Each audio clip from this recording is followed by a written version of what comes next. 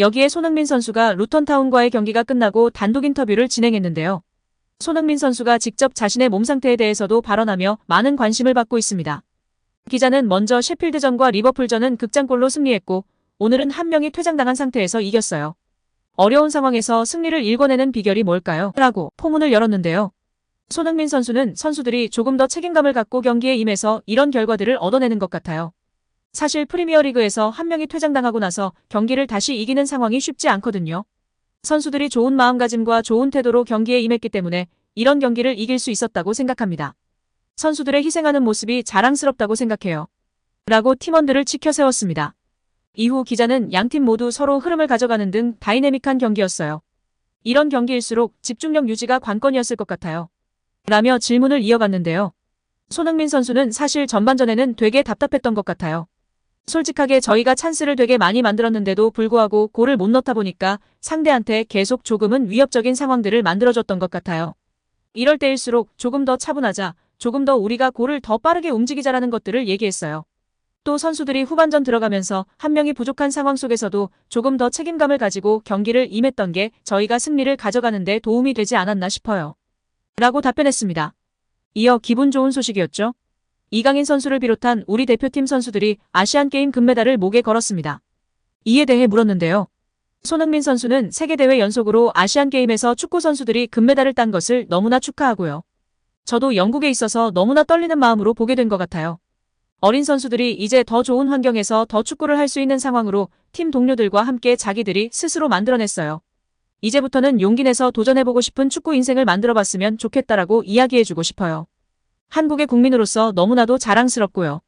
금메달 딴 동료들 후배들 너무나도 축하한다고 말해주고 싶어요. 라고 대답하며 역시 대표팀의 캡틴다운 발언으로 후배들을 축하해줬습니다.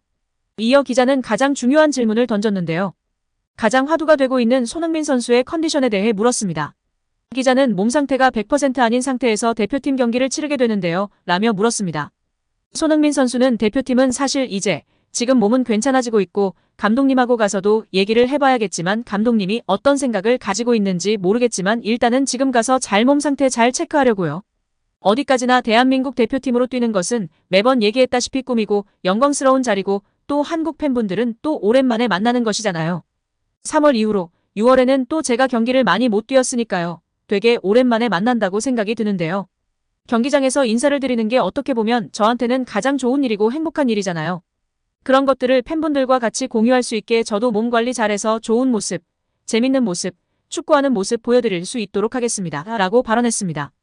공개석상에서 차마 제대로 이야기하진 못했지만 결국엔 몸 상태가 나아지고는 있다는 말은 문제가 있다는 말인데 굳이 차출하는 감독의 의중을 잘 모르겠다 아닌가 싶습니다. 그리고 가서 감독님하고 이야기해봐야 한다고 발언한 것은 사전에 조율이 없었다는 건데요. 그렇게 해외파 관리가 자기 주 업무라고 이야기하는 사람이 손흥민 몸 상태 안 좋은 건 전 국민이 아는 상황인데 어떻게 사전 접촉 없이 바로 소집을 감행하는지요. 결과가 중요하지도 않고 아시안컵을 앞두고 마지막 A매치데이이기에 새로운 얼굴들을 시험해야 했다는 의견이 많았는데 아쉬운 결정인 것 같습니다. 팀워크를 위해 최정예로 했다 해도 몸 상태가 안 좋은데 제일 중요한 선수라고 소집을 하는 건 참 안타까운 결정입니다. 독일이랑 미국 대표팀 경험도 있는 분이 왜 그런지 참 여러모로 아쉽습니다. 포스케코글루 감독도 자신도 호주 감독을 해봐서 아는데 소속팀에 잘 돌려보내야 한다면서 은근히 압박하는 발언을 적절하게 잘 말하기도 했었는데요. 혹시라도 몸 상태가 안 좋은 손흥민 선수가 무리하게 뛰다 부상이라도 당한다면 독일인 아저씨, 아니 독일 할아버지는 정말 많이 혼나야 할 것입니다. 경기가 끝난 후 토트넘 찐팬 커뮤니티인 스퍼스웹에서는 미키 판더벤 사랑해요. 미키 너무 좋았어. 미키의 골은 행운의 골이야. 정말 행운의 골이었어. 이번에는 행운이 많았어. 참다운 성격과 결단력을 보여주는군요. 레드카드를 가지고도 우리는 그 목표를 위해 싸웠고 골을 넣었습니다. 에인즈가 정말 팀을 만들고 있군요. 리그 정상. 그냥 루틴일 뿐입니다. 그리고 숨을 쉬어. 다시 한번 축구의 신이 우릴 도왔어 등의 반응을 보이고 있습니다. 아무래도 리그 약체 중 한 팀인 루턴을 상대로 겨우 이겼다는 것에 큰 만족감을 표현하진 않았지만 귀중한 승점 3점을 따냈다는 것과 그로 인해 잠시뿐일 순 있지만 리그 1위에 위치하고 있는 것에 만족해하는 모습입니다. 여기에 손흥민 선수의 경기 후 행동이 조명받고 있는데요. 경기가 끝난 후 믹스트존에서 만난 손흥민은 아시안게임 결승전에 나선 후배들의 경기 결과를 무척이나 궁금해했습니다. 스포츠조선에 따르면 손흥민은 루턴타운전이 끝난 후 라커룸에서 경기 결과를 바로 확인하려고 했었습니다. 하지만 루턴타운 라커룸 안에서는 핸드폰이 잘 터지지 않아 경기 결과를 알지 못하는 상황이었습니다. 손흥민은 취재진으로부터 아시안게임 금메달 소식을 듣자마자 활짝 웃으면서 몇 대 몇으로 이겼냐 등을 물었다. 취재진이 2대1로 이겼고 역전승했다고 알려주자 손흥민은 활짝 웃으며 기뻐했다. 그는 아시안게임 3연패를 한 것을 너무나 축하한다. 나는 영국에 있어서 떨리는 마음이었다. 한국의 국민으로서 너무나도 자랑스럽다. 이제부터는 용기 내서 도전해보고 싶은 축구 인생을 만들어봤으면 좋겠다는 이야기를 해주고 싶다고 말했다. 한국 축구 국가대표팀 주장으로서 또한 사랑하는 축구 후배들의 중요한 경기를 가장 먼저 확인하려는 모습에 다들 엄지를 치켜 세웠다고 하는데요.